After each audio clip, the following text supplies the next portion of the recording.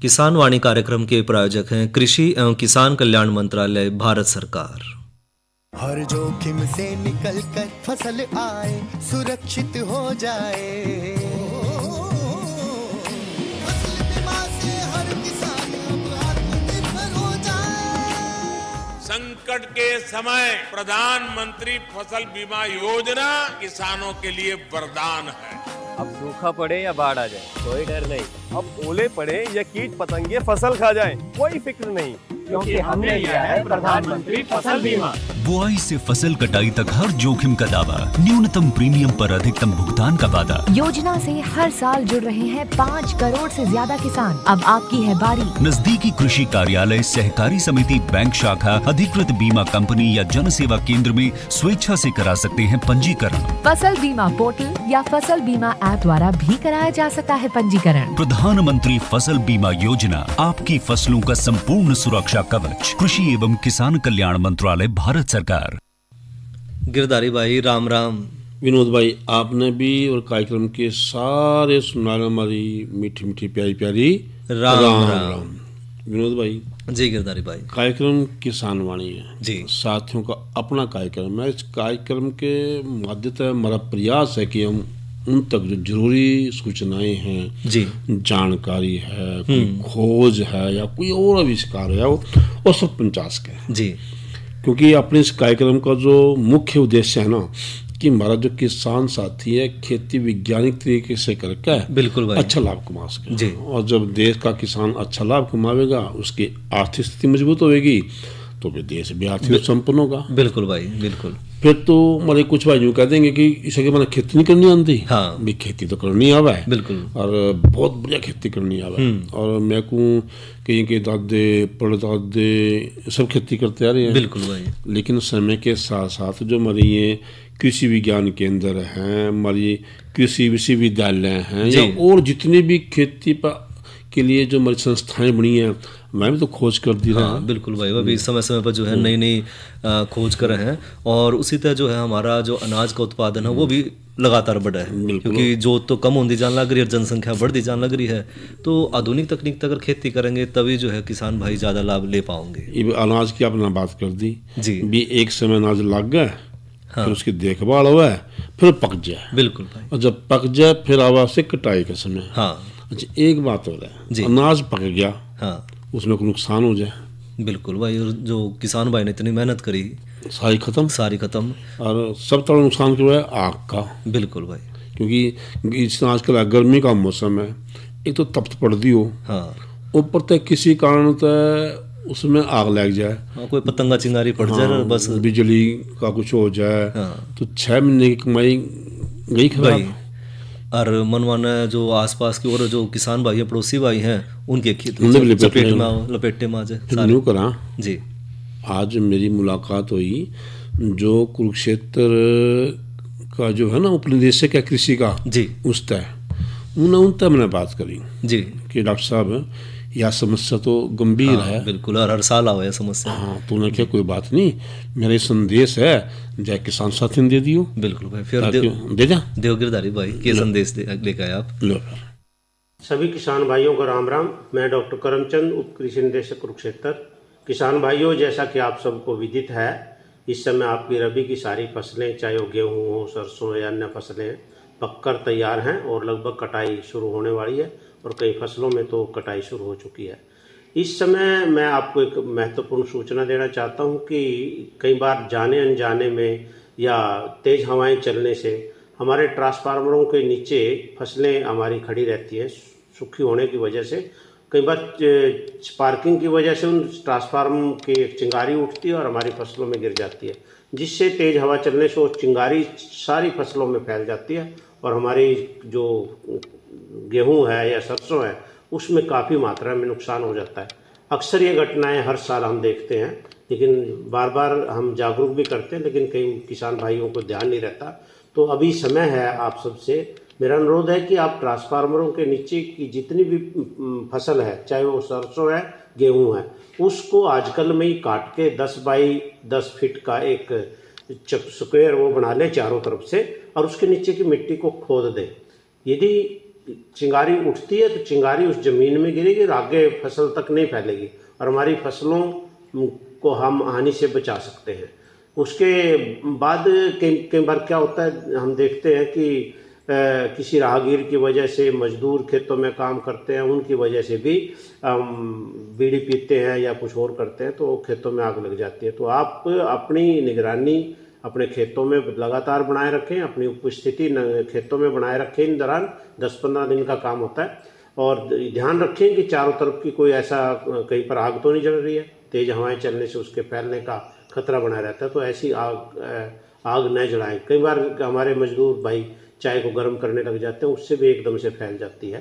तो अपने जितने भी ट्यूबवेल के चबच्चे हैं, होदियाँ हैं, उनमें भी आप पानी भर के रखें। कभी ऐसा होता है तो तुरंत वहाँ पर एक बाल्टी या फिर कोई पिप्पा या ड्रम छोटा वो जरूर रखें ताकि एकदम से उसको भरकर वहाँ पर उस आग पर काबू पाया जा सके। और ट्रांसफार्मर के नीचे या अन्य जगह खाली है, यदि कहीं लगता है आपको 1 कनाल आधा कनाल, उसमें आप ट्रैक्टर चला के मिट्टी खोद के भी रखें। कभी ऐसी घटना होती है तो वहाँ पर 2-4 बोरियां भी जरूर रखें आप, कि कहीं आग लग जाती है तो बोरी भर के, कट्टा भर के मिट्टी का तुरंत उस पर काबू पाया जा सके। फिर भी मान लो कि ज़्यादा आग कहीं लग जाती है किसी अन्य कारण से, तो उसके चारों तरफ थोड़ी दूरी पर ट्रैक्टर जरूर चला दें ताकि वो उस आग का फैलाव को हम आगे बढ़ने से रोक सकें, वो आगे न बढ़ पाए। और कई बार सड़क किनारे चलते हुए भी इस तरह की आग लग जाती है। कंबाइन हार्वेस्टर जब चलता है उसमें भी कई बार देखा हमने, ये जो पुरानी कंबाइन है उसमें स्पार्किंग हो जाती है और उनसे भी। तो अपनी इस समय में आप साथ साथ रहें और इस पर ये मिट्टी खोद के रखें, पानी अपना जरूर साथ रखें। कहीं ऐसा होता है तो तुरंत उस पर छिड़क के उसके काबू पाएँ। और फसल कटाई उपरांत भी हमने देखा, जैसे ही स्टार रिपर आते हैं, तूड़ी बनाने का काम करते हैं, तो कई पुराने स्टार रिपर है, ट्रैक्टर भी पुराने हैं, हमारे जो काम करने वाले हैं इन चीज़ों पे ध्यान नहीं देते। उसकी अच्छे से सर्विस करवा लें, ट्रैक्टरों की, रिपर्स की सफाई करा लें, और ताकि कोई चिंगारी उठने का अंदेशा न रहे। फिर भी यदि उठ जाती है तो उसमें भी मैंने ये चीज़ें आपको बताई कि मिट्टी खोद के एक जगह खेत में जरूर रखें, वहाँ पर कट्टे रखें, आपके जितने भी चबच्चे हैं, होदियाँ हैं ट्यूबवेल की, उसमें पानी भरकर जरूर रखें। और एक बंदा वहाँ 10-15 दिन के लिए जरूर तैनात रखें, आप स्वयं भी रहें, और उसकी ड्यूटी यही हो कि भाई यदि ऐसी कोई घटना होती है तो आपको तुरंत ये काम करना है। उसकी ट्रेनिंग हो प्रॉपरली कि यहाँ से मिट्टी उठानी है, तुरंत दौड़ना है, पानी भर के वो उस पर काबू पाना है, वो चारों तरफ रखें। खासकर इन दिनों में हवाएं तेज चलती हैं, हमारी तारें भी ढीली हो जाती हैं बिजली की, तो बिजली विभाग से अनुरोध करके अपनी ढीली तारों को भी जरूर टाइट करवा लें। कई बार तेज हवा चलने से तारें आपस में टकरा जाती हैं और खेत के बीच में से जो क्रॉस करती हैं उसमें भी आग लगने का खतरा रहता है। तो उनमें डंडा बंधवा सकते हैं आप, कोई छड़ बंधवा सकते हैं लकड़ी की, ताकि वो आपस में टकराए नहीं। तो छोटी छोटी सावधानियां जिनको आप देखकर समझकर अपने आप को और अपने दूसरे किसानों को इस आगजनी से होने वाली घटनाओं से आप उसका बचाव कर सकते हैं। आप सबका बहुत बहुत धन्यवाद। गिरधारी भाई, विनोद भाई, ये तो आप जो सही समय पर बढ़िया जानकारी लेकर आए हो, क्योंकि गेहूं की फसल बिल्कुल पककर तैयार खड़ी है। बिल्कुल। और किस तरह आग लगने के कारण के हैं डॉक्टर साहब ने भी बताया, और किस तरह अपना बचाव करना है वो भी डॉक्टर साहब ने बचाव कर सकते हैं। और भाई ने बात ध्यान में रखनी है। बिल्कुल भाई। और विनोद भाई आप भी ध्यान रखियो। हाँ बिल्कुल भाई, आपकी तो गेहूं कटाई पे आएगी। हाँ, ये तो 2 मिनट में खड़े खड़े नाश हो जाएगा, इसमें तो बिल्कुल आग छोड़ दी नहीं जी। नहीं ओले सी होगी। हाँ ठीक है, नहीं अच्छी की बात है जी, ये सारी बातें ठीक है, लेकिन इन सारी बातों में मौसम का बड़ा प्रभाव रहा है। बिल्कुल भाई। और मौसम तो किसान ने रोज का देखना चाहिए। हाँ। खासकर अगला जो देखना चाहिए। हाँ, अगले आने वाले दिन में क्या रहने वाला है। हाँ, तो आप तो इसको करना कि बिल्कुल गिरधारी भाई, आज की अगर बात करें तो आज का अधिकतम तापमान रहा 35 डिग्री सेंटीग्रेड और न्यूनतम तापमान रहा 19 डिग्री सेंटीग्रेड।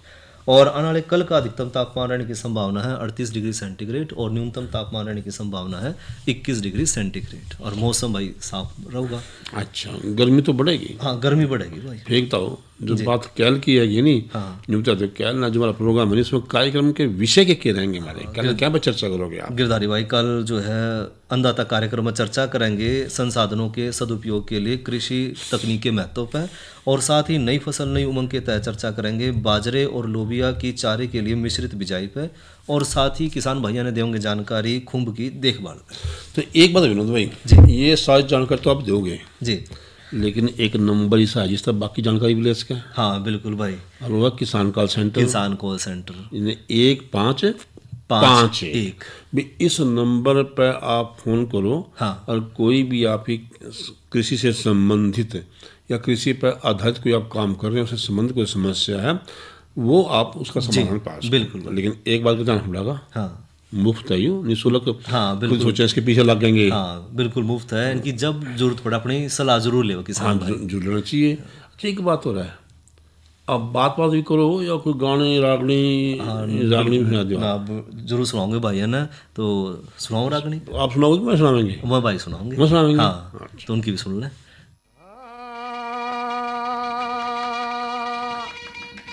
ये रोवे मत ना माँ के जाए, हर रोवे मत ना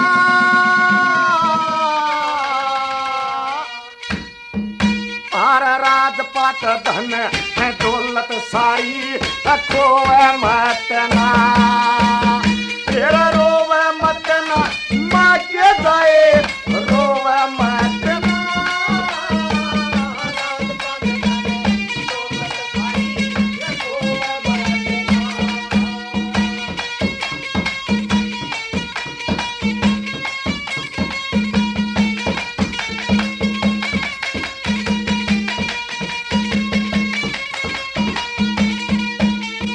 और एक बार शकल देखा दे मन है उस कंगला भाभी की, और मैं भी खुशबू ले लूंगा तेरे फूल गुलाबी की, और दरबारा में तो मंडला दी ठग चोर शराबी की, याद सब राय मालम पाट गई तन मेरी खराबी की, सब राय मालम पाट गई तन मेरी खराबी की, तेरा लाख तरह समझाया बतेरी, लाख तरह समझाया बतेरी, रसोवे मत ना राजपाट धन दौलत सारी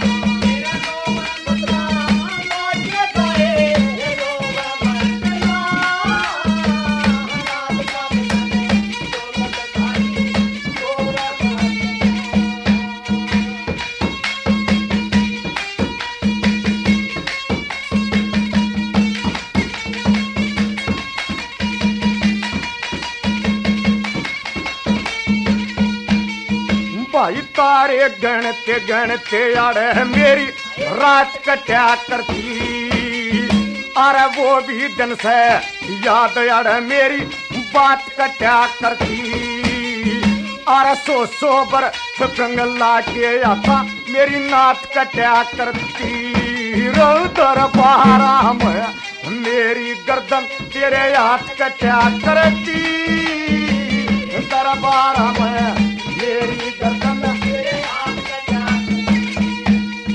दखे जान बुझ के राम काटे, जान बुझ के राम कटे रे बोवे मत ना राजपाट धन दौलत सारी बोवे मत ना।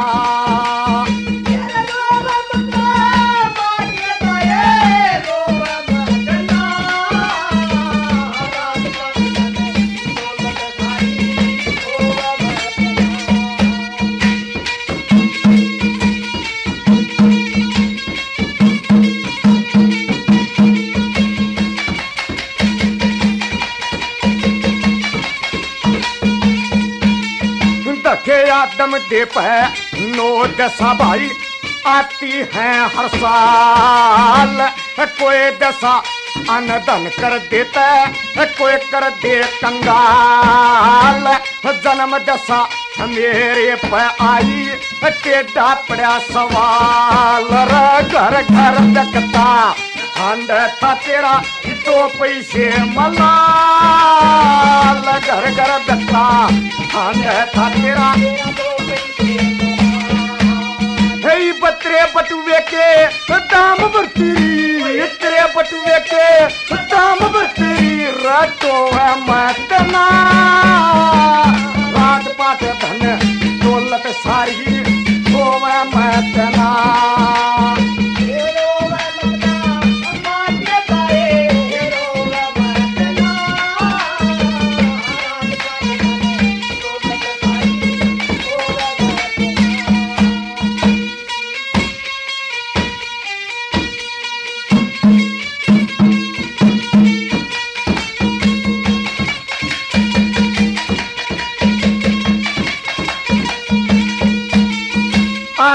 का घास हुए पछ तू के समलहन मसमल्यार, और सबका दास हुए पछ तू के समलहन मसमल्यार, कति सत्यानाश हुए पछ तू के समलहन मसमल्यार, कति पर्दा फस हुए पछ तू के समलहन में समल्यार, पर्दा फास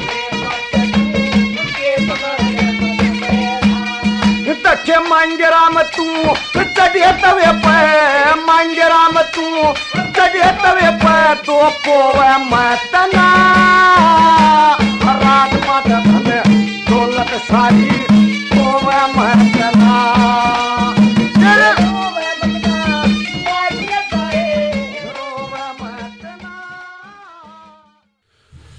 विनोद भाई जी गिरधारी भाई, तो सुन ली रागनी? हाँ, और रागनी तो हम सुन रहे थे। रागनी सुनते सुनते मैं एक बात सोचने लग गया कि बोला कि आप कह रहे थे ना भी गेहूं की फसल तो आपकी तैयार खड़ी है, अरे वो काटनी भी है, तो फसल गेहूं की कट के फिर बस आगे फिर जीरी धान की तैयारी करनी है, वो करनी है। तो बस हमारे जो किसान भाई हैं वो गेहूँ चावल, चाहे जिस एरिया में गन्ना हो जाए तो गन्ने की खेती करें, तो हम बस इन 2-3 फसलों में उलझे रहे हैं। विनोद भाई जी, ये तो थोड़ा सा सोचने की बात है जे आंगली ऊन लग गया जो हमारा किसान साथी थोड़ा सा फूल ना करने बग जाए जी, फल करने बग जाए, हाँ, सब्जी करने बग जाए, बिल्कुल इन तब बढ़िया कमाई हो जाए उनकी, हाँ, कम टाइम में बढ़िया पैदावार। और से कहूँ ये जो ना स्वरोजगार खतरे, पूर्ण रोजगार खतरे भी फल सब्जियाँ, हाँ, वो बढ़िया दाम पे बेच दें, उनकी बढ़िया पैकिंग, बढ़िया उसकी छटाई, बढ़िया तोड़ाई, तो उससे एक पूर्ण रोजगार मिला है। और गिरधारी भाई मेरे ख्याल में जो कम खेत है, जिसका छोटा खेत है, कम जो है इसकी ज़मीन है, वो भी अच्छा कमाई कर सके इसमें, बहुत अच्छी कमाई उसके, यानी कोई पूरा रोजगार उसने मिल सका। एक बात कहूँ, हाँ, इसी विषय में मेरी एक बात होगी डॉक्टर उमा प्रजापति है जी, मैं चल रहा हूँ, देखो भाई किसान भाई के बारे में कुछ बात कर लिया। बिल्कुल भाई, तो डॉक्टर साहब ने बड़ी अच्छी बात आई मतलब, तो वह सुन लिया। हाँ, वह सुनाओ कि सब किसान भाई, क्योंकि गेहूं की फसल कटाई पे तैयार खड़ी है, उसके बाद के फिर किसान भाई कर सकें खेत में। सुना फिर किसान साथियों, गिरधारी की राम राम।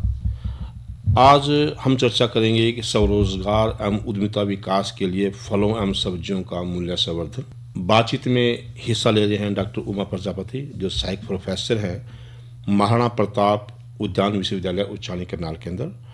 डॉक्टर साहब आपका स्टूडियो में स्वागत है। डॉक्टर साहब, हम जानना चाहेंगे कि अब तक जो एक परंपरा चली हुई है, अधिकतर किसान जो हैं वो गेहूँ जीरी पे अटके हुए हैं, लेकिन हम देखते हैं अब जो समय आया है उसमें बहुत परिवर्तन है, उसमें फलों और सब्जियों ने अपना एक विशेष स्थान बनाया है। हम जानना चाहेंगे कि स्वरोजगार के लिए फल और सब्जी कहाँ तक सहायक है, यानी एक जो किसान है, एक युवा है, कैसे फल और सब्जी की काज से स्वरोजगार को अपना सकता है। नमस्कार जी, सबसे पहले तो मैं आपको बहुत बहुत शुक्रिया करती हूँ, ऑल इंडिया रेडियो को बहुत बहुत शुक्रिया करती हूँ, क्योंकि उन्होंने मुझे यह अवसर प्रदान किया। और सभी किसान भाइयों और बहनों को मेरा नमस्कार। तो जैसे कि आपने पूछा कि आजकल समय बदल रहा है जी, लोग जीरी से हटकर अब फल और सब्जी भी अपनाने लगे हैं, उसका आय में बहुत ही प्रमुख जो इसका रोल है। तो सबसे पहले मैं बताना चाहूँगी कि आजकल के युवा से ही शुरू कर लेते हैं। युवा जो है आजकल ताज़े फल और सब्जियां उगाता है और उससे वो उद्यम भी अपना बना सकता है, अपना उत्पाद बना सकता है। फल और सब्जी ताज़े हों या प्रसंस्कृत हों, दोनों ही आपकी सेहत के लिए भी अच्छे हैं और आपको व्यवसाय भी देते हैं। जी, डॉक्टर साहब, पहले हम देखते थे कि खासकर फलों को लोग जो है, कुछ फल तो ऐसे थे जो फ्री में ही खा जाते थे। हमने कहा जामुन है, अमरूद है, सहतूत है, और बीच बीच में तो कई बार आम भी ऐसे मिल जाते थे। बिल्कुल बिल्कुल। लेकिन अब जामुन की कीमत भी बहुत महंगी है, 100 रुपये किलो है। हाँ जी। अब आप देखते हैं कि सहतूत मिलता ही नहीं है। हाँ, अमरूद बहुत महंगे है। हाँ जी। क्या इन्होंने किसान को स्वरोजगार के लिए एक अवसर दिया है? बिल्कुल। फल और जो सब्जियां हैं वो किसान को बहुत तरीके से स्वरोजगार देती हैं, चाहे वो कटाई से शुरू हो जाए या वो प्रसंस्करण तक खत्म हो। तो आपने जैसे बताया कि आजकल सब्जियों का और फलों का दाम बहुत बढ़ गया है, क्योंकि आजकल लोग बहुत सचेत हो चुके हैं, अवेयर हो चुके हैं अपने बदलते हुए माहौल की वजह से। आजकल जामुन जो कि हम वैसे फ्री में खा लिया करते थे, आजकल उनकी न्यूट्रिशनल वैल्यू बता करके बड़ी बड़ी कंपनियां बहुत अच्छे से पैकेजिंग कर करके उनको बहुत अच्छे दाम में निकालते हैं। बिल्कुल बिल्कुल। स्ट्रॉबेरी देख लीजिए, और शहतूत आप बोले, जैसे शहतूत मिलता नहीं था, गांव में फ्री में लोग खाते थे उसको। तो ये सब जो उत्पाद है इसको किसान अपने खेत में भी उगा करके इसका उद्यम अपना विकसित कर सकता है, कर सकता है अपना विकसित तो कर सकता ऐसी सब्जियों के बारे में बात करते हैं। हाँ, सब्जियां पहले जो हम घिया, हाँ जी, तोरी, हाँ जी, ये वो सब्जियां थी जो हमारे बटोड़ों पे, गांव में, खेतों में, कूप पे होती थी। बिल्कुल। आज इनकी कीमत भी 40-40 रुपए किलो है। हाँ जी, हाँ जी। तो किस तरह इन्होंने अपना स्थान जो है स्वरोजगार में अपनाया है, तो इनके बारे में क्या कहना चाहेंगे? अगर किसान साथी इसकी खेती अच्छी तरह से करे, हाँ जी, जिसको हम पसंद भी नहीं करते थे, हाँ खेती जी, करे, हाँ जी, तो उसको भी जो है किसान स्वरोजगार के रूप में ले सकता है। बिल्कुल बिल्कुल। अब बात आएगी कि जब किसान साथी कोई युवा है या जो परंपरागत से खेती करता है, वो खेती करता है लाइन से हट करके, हाँ जी, पंक्ति से हट करके, हाँ जी, तो उसमें उसके पास कुछ खेती पे जो आधारित चीजें वो आएंगी, या उसके दिल में एक भय है, बिल्कुल बिल्कुल, कि मुझे नुकसान होगा। हाँ जी। तो किस तरह से किसान उस नुकसान को कम कर सकता है? देखिए, जब हम कोई भी नया उद्यम या व्यवसाय शुरू करते हैं तो हमें खतरा तो महसूस होता ही है, और हमें बहुत सारी चुनौतियों का भी सामना करना पड़ता है। तो सबसे पहले तो हम सही फसल का चयन करें हमारी मिट्टी के लिए, हमारे वर्तमान जो ज़मीन है उसके लिए, या टेम्परेचर जैसा भी है, क्लाइमेट कैसा है, उसके हिसाब से क्या फसल सही है हम उसका चयन करें, कौन सी किस्म सही है उसका चयन करें, और मार्केट में किसकी वैल्यू है उसका चयन करें, और उसको सही से हम उगाएं। किसकी मांग ज्यादा है, किसकी मांग ज्यादा है उस पर ज्यादा फोकस करें। तो वो जो फसल है वो उगाएं, उसको सही तरीके से उसका रख रखाव करें, और बहुत साइंटिफिक तरीके से यदि आप उसका रख रखाव करें तो आप उससे अच्छी आय ले सकते हैं। आपको घबराने की कहीं पे भी ज़रूरत नहीं है। यदि आपका जो फसल है, फल है, सब्जी है, खराब भी होने लगे तो मैं तो यही कहना चाहूँगी उसको प्रसंस्कृत कर दीजिए, उसका वैल्यू एडिशन कर दीजिए। परेशान होने की ज़रूरत नहीं है। तो उसका आप वैल्यू एडिशन करेंगे तो आपका जो फसल जो खराब हो रही थी वो भी बच गई, और साथ में आपने उससे अपना आय भी उत्पन्न कर लिया। यानी ताजा तो बिकेगा, जो बच गया उसमें भी चिंता करने की बात बिल्कुल ज़रूरत नहीं है चिंता करने की, क्योंकि जैसे हम टमाटर की ही बात कर लें, आपने देखा होगा एक समय पर टमाटर 200 रुपए किलो भी था, 300-400, सब परेशान हो गए थे। तो मैं तो कहती हूँ उस टाइम पे टमाटर की जो प्यूरी है, चटनी है, कितनी बिक रही होंगी, है ना? तो वो सही समय था आपके टमाटर की प्यूरी निकालने का। तो यदि किसानों ने उस पर अगर ध्यान दिया होता, या ध्यान दे सकते हैं, आगे आने वाले समय पे भी ये समस्याएं बनी रहेंगी, कभी प्याज महंगा होगा, कभी आलू, कभी टमाटर। तो इन सब चीज़ों को अगर हम ध्यान रखें और अपना जो उत्पाद है सही समय पर लॉन्च करें मार्केट में, तो वो हमें अच्छी आय दे सकता है। आपका कहने का मतलब है कि जो ये चीज़ें हैं, फल सब्जियां हैं, खाली किसान की आय ही इस पर निर्भर नहीं है, इस पे बहुत से बाकी वर्ग भी हैं, बहुत सारे वर्ग हैं। जैसे कि मैं आपको उदाहरण के तौर पे बताती हूँ, जैसे मान लीजिए आपके पास खीरा है, खीरा आपने सही समय पे तोड़ लिया, उसके लिए मैन पावर की ज़रूरत है। यानी आपको फील्ड में जाके देखने के लिए कोई होना चाहिए कि ये इतने साइज का हो गया है, अब इसको तोड़ा जा सकता है। तोड़ने के बाद उसको सही कैबिनेट्स में, सही बास्केट्स में रखना है, उसको पैकेजिंग अच्छे से करनी है, पॉलीथीन से करनी है या कागज़ से करनी है। आजकल तो पॉलीथीन को पे रोकथाम है, तो आप कागज़ का अच्छे से यूज़ करें, सही तापमान पर रखें और उसको ज़्यादा दिन तक चलाएं, है ना? तो इससे आप व्यवसाय क्रिएट कर सकते हैं। तो स्टोरेज हो गया, चाहे वो कटाई हो गई, चाहे वो पैकेजिंग हो गई, हर एक स्टेप पे व्यवसाय अलग अलग लोग से जुड़े, बिल्कुल अलग अलग लोग कर सकते हैं।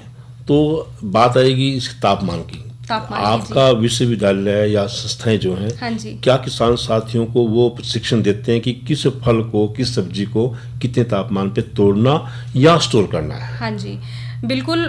हमारा जो संस्थान है वो बताता है किसान भाइयों और बहनों को कि किस तापमान पे आपको कौन सा फल रखना है, किस तरीके से उसका प्रसंस्करण करना है। तो इन सब का प्रशिक्षण हमारे संस्थान में अच्छे से दिया जाता है। निःशुल्क होता है? हाँ जी, निःशुल्क है। क्योंकि ये भी एक बड़ा प्रश्न होता है कि उसे फीस ना भरनी हो। नहीं, निःशुल्क है, सरकारी है, और सरकार खुद किसान भाइयों और बहनों के लिए काफी कार्य कर रही है इस पे। जी, तो ये तो है कि उसके ऊपर जो है बहुत से जो है रोजगार के साधन हैं, यानी कोई पैकिंग वाला है, कोई या जो उसको मंडी में लेके जाएगा वो, कोल्ड स्टोर वाला है वो, या तोड़ने की लेबर है वो, किसान तो उस पर निर्भर करता ही करता है।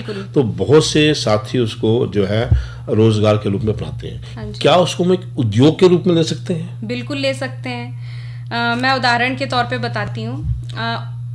पैक हाउस जो है, पैक हाउस में सारे यूनिट ऑपरेशन हम उनको कहते हैं, यानी तोड़ाई से लेकर के सही समय पे तोड़ाई, उसको ग्रेडिंग करें, प्री कूलिंग करें, पैकेजिंग करें, उसके बाद उसका प्रसंस्करण करें। तो आप फार्मर से लिंकेज कर लीजिए, फार्मर लिंकेज कहते हैं इनको। फार्मर से लिंकेज करके आपकी क्रॉप जो है, फसल है, वो पैक हाउस में पहुंच गई और उसका कुछ ना कुछ उत्पाद बन के आया, या वो कंपनियों में आपने देखा होगा वो प्रॉपर जो पैक होके उत्पाद आते हैं, खीरा पैक होके आते हैं, बेबी कॉर्न आपने देखा होगा, मशरूम देखा होगा, वो सब पैक होके आते हैं। तो हर एक उस पे स्वरोजगार भी है, उद्यमिता भी है, एंटरप्रेन्योरशिप हर जगह है। तो यानी ये कह सकते हैं कि ये जो है ये पूर्ण रोजगार के रूप में काम है। बिल्कुल। पहले हम इसको एक आश्रित यानी खेती पे निर्भर उद्योग काम मानते थे, अब ये पूर्ण रूप से जो है फल और सब्जी उत्पादन अपने आप में एक पूर्ण रोजगार है। और मैं तो ये भी कहना चाहूंगी कि हमारी जो महिलाएं किसान से मैं विशेषकर ये आग्रह करना चाहूंगी कि वो अपने गुणों को प्रशिक्षण के माध्यम से ढाल लें जी। वो प्रशिक्षण लें। घर पे तो अचार, कैंडी ये सब बनाती ही हैं, तो क्यों ना उसको व्यवसाय के रूप में देखा जाए जी, है ना। तो वो अपने जो भी फसल है उसको खराब होने से बचा लें। आम है या जो उनके टमाटर है या खीरा है, इन सब को खराब होने से बचा लें, उनका अचार रख लें और उनको मार्केट में बेचें। तो वो इस तरीके से अपने परिवार का भी पोषण कर सकती हैं और आय भी आएगी ही इससे। तो इस क्षेत्र में मुख्य चुनौतियां कौन सी आ सकती हैं? देखिए, सही जो फल और सब्जी है उनकी किस्में, सही किस्मों का चुनाव, जैसे आपको पता होना चाहिए कि आपको करना क्या है। जब आप फसल उगा रहे हैं तो आपको करना क्या है। आपको ऑफ सीजन बेचना है, यानी मंडी में तब बेचना है जब वो फसल आ ही नहीं रही है जी। या तब उसको प्रोसेसिंग करके बेचना है, उसका प्रसंस्करण करके बेचना है। तो किसमें, या आपका जो जहाँ पे भी आप उगाएंगे वो तापमान उसके लिए सुटेबल है या नहीं है, ये सब आपको देखना पड़ेगा। और वहाँ मार्केट, सबसे बड़ी बात तो मार्केट की होती है कि उस जगह पे उस चीज़ की मार्केट है या नहीं है। तो ये सब छोटी छोटी चुनौतियां हैं, बट अगर आप दृढ़ संकल्प रखें और अगर आप अपनी मार्केट को पहले स्टडी कर लें कि मैं ये प्रोडक्ट बनाऊंगा या बनाऊंगी और ये सक्सेस होगा, तो वो ज़रूर सक्सेस होगा। इन मार्केटिंग एक मुख्य वो रहेगा, बिल्कुल मुख्य है, क्योंकि आपको पता होना चाहिए कि आपके कस्टमर कौन है जी, आप किसको बेचना चाहते हैं और किस मंडी में जाकर आपको भाव मिल सकते हैं, क्योंकि भाव का देखना बहुत जरूरी है, क्योंकि हर मंडी में अलग अलग कीमत होती है। हाँ जी। तो आज आप हमारे किसान साथियों को या फल उत्पादकों को या सब्जी उत्पादकों को क्या संदेश देना चाहेंगे? मैं तो यही कहना चाहूंगी कि देखिए, कोई भी आप व्यवसाय शुरू करेंगे तो शुरू में थोड़ी बहुत समस्याएं आती हैं, तो उन समस्याओं से ना डरें।